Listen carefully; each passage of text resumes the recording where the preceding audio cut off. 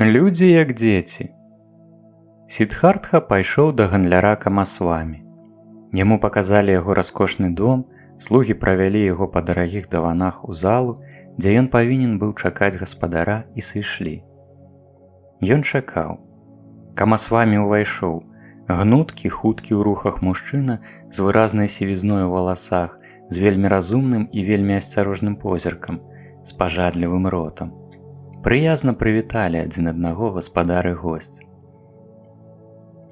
«Мне расказвалі пра цябе», – пачаў гандляр, «што ты брахман, вучоны, але шукаеш службы ў гандляра.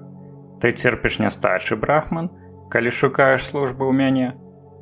«Не», – адказаў Сиддхартха, – «я не цярплю нестачы. Я ніколі не жыў у галечы, ведай, я прыйшоў ад саманаў, сярод якіх я пражыў доўгі час». «Калі ты прыйшоў ад саманаў, то як жа ты можаш не цярпець нястачы? У саманаў прынята ўвогуле нічога не мець, ці не так?» «Я нічога не маю», – сказаў Сиддхартха, – «калі казаць пра тое, што ты маеш на ўвазе. Канешне, у мяне нічога няма, але я па сваёй волі абраў гэта такім чынам, я не ў галечы». «Чым жа ты збіраешся пражыць, калі ў цябе нічога няма?»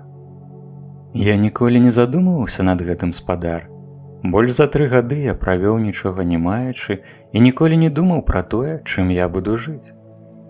«Значыць, ты жыў за кошт другіх».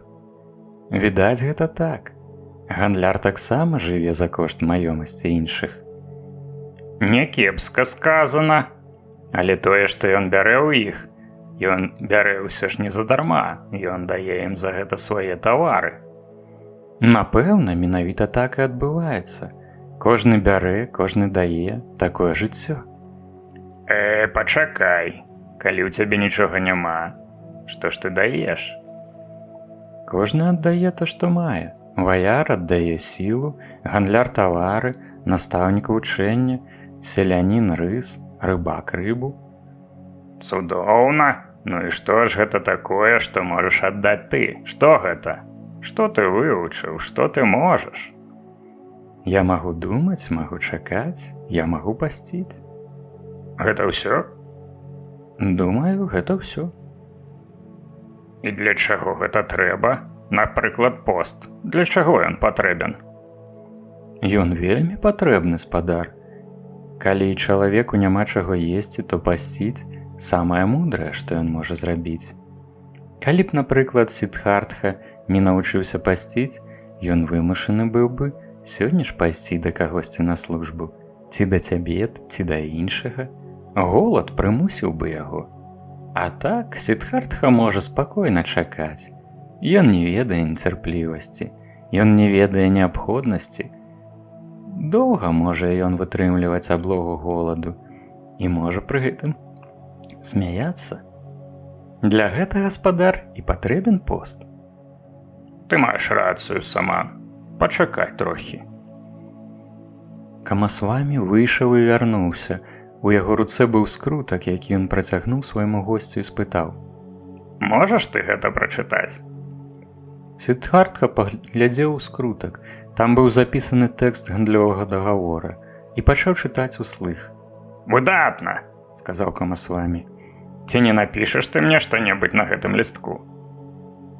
Ён даў яму ліст і грыфель, і Сиддхартха напісаў і вярнуў лісток. Камасвамі прачытаў: «Пісаць добра, думаць лепш. Мудрасць добрая, цярпенне лепшае». «Ты вельмі добра пішаш», – пахваліў гандляр. «Нам шмат аб чым яшчэ трэба будзе пагаварыць, а пакуль я запрашаю цябе пабыць маім госцем і пасяліцца ў гэтым доме». Сиддхартха падзякаваў, прыняў прапанову і застаўся жыць у доме гандляра. Яму далі адзенне і далі абутак, і слуга штодня рыхтаваў яму ванну. Двойчы ў дзень падавалі сытную багатую ежу, але Сиддхартха прымаў ежу толькі адзін раз на дзень, не еў мяса і не піў віна. Камасвамі расказваў яму пра свой гандаль, паказваў тавары і крамы, паказваў рахункі. Многа новага даведаўся Сиддхартха. Ён многа слухаў, мала казаў, і, памятаючы словы Камалы, ён ніколі не дазваляў сабе быць ніжэй за гандляра. Ён прымусіў яго абходзіцца з ім як з роўным, і больш, чым з роўным. Камасвамі вёў свае справы з клапатлівасцю, а часта і з азартам. Сіддхартха ж глядзеў на ўсё гэта як на гульню. Ён меў на мэце дакладна вывучыць правілы гэтай гульні, але змест яе не кранаў яго сэрца. Пражыўшы нядоўгі час у доме Камасвамі, ён ужо пачаў прымаць удзел у гандлі свайго гаспадара. І кожны дзень у гадзіну, якая была яму прызначаная, ён наведваў цудоўную Камалу. У прыгожым адзенні, у дарагіх сандалях, а неўзабаве ўжо і прыносіў ёй падарункі. І шмат чаму вучылі яго пунцовыя разумныя вусны, шмат чаму вучыла яго пяшчотная гнуткая рука.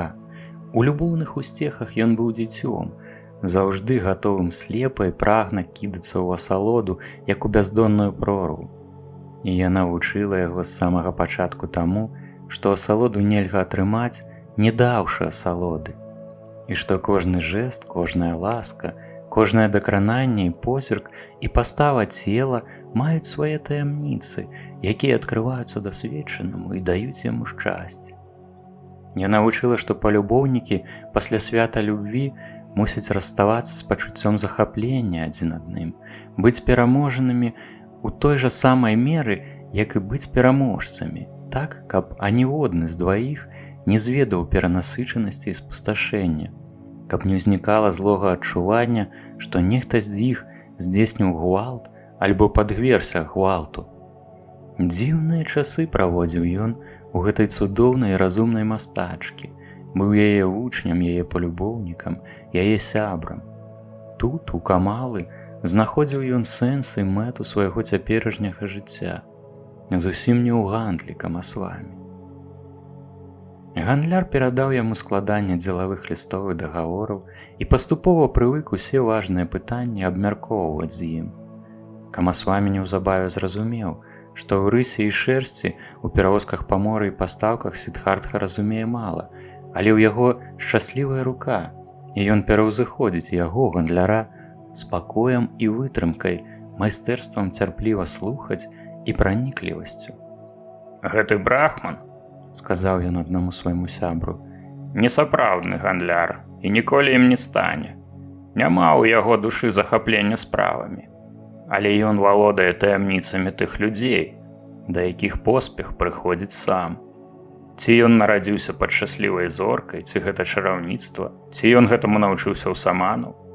Заўсёды ён быццам толькі гуляе са справамі. Ніколі яны не кранаюць яго за жывое, ніколі не захопліваюць цалкам. Ён не баіцца няўдач, яго не засмучаюць страты. І сябар параіў гандляру: а ты дай яму траціну даходу ад тых спраў, якія ён для цябе вядзе, але няхай ён плаціць і такую частку стратаў, калі будуць страты. Тады ён стане больш старанным. Камасвамі зрабіў так, як яму параіў сябар, але Сіддхартхе гэта не дадало клопату. Атрымліваўся яго прыбытак, ён браў яго абыякава.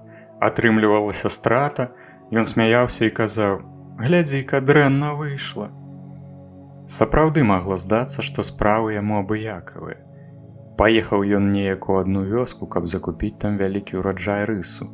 Але калі ён прыехаў, аказалася, што рыс ужо прададзены іншаму гандляру.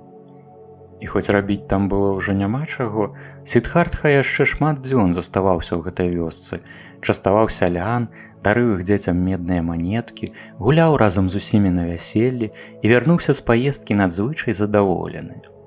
Камасвамі пачаў выгаворваць яму за тое, што ён не вярнуўся адразу, а толькі дарэмна час і грошы змарнаваў, але Сіддхартха адказаў: «Хопіць бурчаць, дарагі сябар, лаянкаю яшчэ ніколі нічога не дабіваліся. Калі ёсць страты, я бяру іх на сябе. Гэтай паездкай я вельмі задаволены. Я пазнаёміўся са шматлікімі людзьмі, пасябраваў з адным брахманам, дзеці гулялі ў мяне на каленях, сяляне паказвалі мне свае палі, і ніхто не прымаў мяне за гандляра». «Усё гэта вельмі міла!» – злосна закрычаў Камасвамі. «Але на самой справе ты ўсё ж гандляр, наколькі я разумею. Ці ты толькі для свайго задавальнення ездзіў? Вядома, засмяяўся Сіддхартха. Вядома, я ездзіў для свайго задавальнення. Для чаго ж яшчэ? Я пабачыў людзей і месцы, я атрымліваў асалоду ад прыязнасці і даверу. Я знайшоў сяброў. Глядзіш, дарагі мой, калі б я быў камасвамі, я адразу ж, як толькі б зразумеў, што правароніў куплю, у гневе і спешцы вярнуўся назад. І тады час і грошы былі б сапраўды страчаныя. А так я пражыў добрыя дні, вучыўся, цешыўся, не нанёс ні сабе, ні іншым шкоды гневам і паспешнасцю. І калі я калі-небудзь зноў прыеду туды, можа быць, каб купіць наступны ўраджай, або па нейкай іншай справе, то гэтыя людзі па-сяброўску і цёпла мяне прымуць. І я пахвалю сябе за тое, што ў свой час не спяшаўся і не злаваўся. Так што не трэба бурчаць, сябр, не псуй сабе настрой. Калі надыдзе дзень, ты падумаеш, страты прыносіць мне гэты Сіддхартха. Скажы адно слова, і Сіддхартха пойдзе сваёй дарогай. А да той пары давай ужо кожны з нас будзе задаволены другім. Дарэмнымі былі і спробы гандляра пераканаць Сіддхартху, што той есць яго, камасвамі, хлеб. Сіддхартха еў свой уласны хлеб, больш за тое, абодва яны елі хлеб, які належаў іншым, які належаў усім. Сіддхартху рашуча не цікавілі клопаты камасвамі, а ў камасвамі было шмат клопатаў. Пагражае няўдача задуманай справе, знікае партыя тавара, аказваецца неплацежаздольным даўжнік. Ніяк не можа камасвамі пераканаць свайго памочніка, што варта было б паклапаціцца, а то і пагнявіцца, варта было б лоб паморчыць, папакутваць ад бяссонніцы. Калі камасвамі папракнуў яго неяк, што, маўляў, усяму, што Сіддхартха ведае, ён навучыўся ў гандляра, той адказаў: «Твае спробы перарабіць мяне смешныя. У цябе я навучыўся вызначаць, колькі каштуе поўны кошык рыбы і колькі працэнтаў можна запатрабаваць за пазычаныя грошы. Вось і ўсе твае навукі. Думаць я навучыўся не ў цябе, дарагі камасвамі. Гэтаму, мабыць, табе самому варта ў мяне павучыцца». Ён і сапраўды душу ў гандаль не ўкладаў. Справы былі добрым спосабам зарабіць грошы для камалы. І ён меў нашмат больш, чым яму было патрэбна. А ў астатнім увага і цікаўнасць Сіддхартхі былі звёрнутыя толькі на людзей, чые праца, клопаты, радасці, пакуты былі яму раней чужыя, былі ад яго далёкія, як месяц. І наколькі лёгка ўдавалася яму з усімі гаварыць, з усімі ўжывацца, ва ўсіх вучыцца, настолькі ж глыбока ён усведамляў, што ёсць нешта, што аддзяляе яго ад іх. І гэтым нешта было яго мінулае. Ён бачыў жыццё, якім жылі людзі, ці то дзіцячае, ці то звярынае, і ён адначасова і любіў і ставіўся з пагардаю да іх жыцця. Ён бачыў, як яны клапоцяцца, пакутаюць і сівеюць з-за рэчаў, якія, на яго погляд, зусім не былі вартымі таго, з-за грошай, з-за маленькіх асалодаў, з-за маленькіх ушанаванняў. Ён бачыў, як яны лаюцца і крыўдзяць адзін аднаго. Бачыў, як яны плачуць ад болю, ад якога Саман толькі ўсміхнецца, і пакутаюць ад нягодаў, якія Саман нават не заўважыць. Ён быў адкрыты да ўсяго, што неслі ў яго жыццё гэтыя людзі. Ён вітаў гандляра, які прапаноўваў яму купіць тканіну, вітаў даўжніка, які прыйшоў прасіць адтэрміноўкі, вітаў жабрака, які цэлую гадзіну распавядаў яму гісторыю сваёй беднасці і які нават напалову не быў такі ж бедны, які бедны любы Саман. З багатым заморскім гандляром ён трымаў сябе гэтак жа, як са слугой, які яго галіў, або з вулічным гандляром, якому ён дазваляў ашукаць яго на дробную манетку, калі купляў бананы. Калі заходзіў камасвамі, каб паскардзіцца на цяжкасці ці папракнуць яго за што-небудзь, Сіддхартха ціхамірна і з цікаўнасцю слухаў яго, дзівіўся яму, стараўся яго зразумець, у чымсьці згаджаўся, але роўна настолькі, наколькі гэта здавалася яму неабходным, і адразу ж адварочваўся да якога-небудзь наведвальніка, які жадаў яго бачыць. Да яго прыходзілі многія. Прыходзілі, каб гандляваць з ім, прыходзілі, каб падмануць яго, прыходзілі распытваць, прыходзілі ў пошуках спачування, прыходзілі прасіць парады. І ён даваў парады, ён спачуваў, ён дарыў, ён дазваляў крыху падманваць сябе. І ўся гэтая гульня і той запал, з якім людзі гулялі ў гэтую гульню, займалі яго думкі гэтак жа моцна, як некалі багі і брахман. Часам недзе глыбока ў грудзях ён чуў голас, ціхі, як паміраючае дыханне. Голас ціха нагадваў аб нечым, ціха скардзіўся. Быў ледзь улоўны. У такую хвілінку ў ягонай свядомасці ўсплывала думка: «Ты ж займаешся лухтой. Цяперашнія заняткі твае – гэта толькі гульня, і хоць ты вясёлы і часам адчуваеш радасць, але сапраўднае жыццё праходзіць міма і не дакранаецца цябе. Як рынкавы жанглёр забаўляецца са сваімі мячыкамі, так і ты са справамі, з людзьмі, якія цябе атачаюць, сочыш за імі, бавішся імі, але тваё сэрца, крыніца твайго быцця не тут. Крыніца недзе ёсць, цурчыць нябачная крыніца, але быццам недзе ўдалечыні, і ўжо не мае нічога агульнага з тваім жыццём». Часам такія думкі палохалі яго, і ён жадаў, каб і ён мог укладваць запал і сэрца ў дзіцячыя паўсядзённыя клопаты, на самай справе жыць, на самай справе працаваць, сапраўды атрымліваць асалоду і жыць замест таго, каб вось так, як глядач, стаяць у баку. Але ўсё гэтак жа наведаў ён цудоўную Камалу, вывучыўся мастацтву любві, аддаўся асалодзе, у якой больш чым дзе-небудзь даваць і браць азначала адно, балбатаў з ёй, даваў ёй парады, атрымліваў парады ад яе. Яна разумела яго лепш, чым калісьці разумеў Гавінда. Яны былі больш падобныя. Аднойчы ён сказаў ёй: «Ты як я, ты другая, чым большасць людзей. Ты, Камала, і не імкнешся быць кімсьці яшчэ. У тваей душы спакой і прытулак, куды ты можаш у любы час увайсці і схавацца ў сабе. Гэтак жа, як магу гэта я. Нямногія маюць гэты прытулак, хаця маглі б мець усе». «Не ўсе людзі разумныя», – сказала Камала. «Не», – сказаў Сіддхартха, – «справа не ў гэтым. Камасвамі такі ж разумны, як і я, і ўсё ж няма ў ягонай душы аніякага прытулку. А ў іншых ёсць, хаця па розуме гэта малыя дзеці. Большасць людзей, Камала, як сарванае лісце, якое калыхаецца і кружыцца ў паветры, узлятае і ападае на зямлю. Але ёсць людзі нямногія, як зоркі. Яны ідуць прызначаным шляхам, ніякі вецер не дасягае іх. Іх закон, іх шлях у іх саміх. Сярод усіх вучоных і саманаў, якіх я ведаў нямала, быў адзін такі, дасканалы. Ніколі мне не забыць яго. Гэта той Гатама, узвышаны, прапаведнік таго вучэння. 1000 вучняў слухае кожны дзень яго вучэння. Кожную гадзіну прытрымліваецца яго настаўленняў. Але ўсе яны апалае лісце. У іх саміх няма ні вучэння, ні закона». Камала з усмешкай назірала за ім. «Ты зноў гаворыш пра яго», – сказала яна. «Зноў у цябе думкі самана».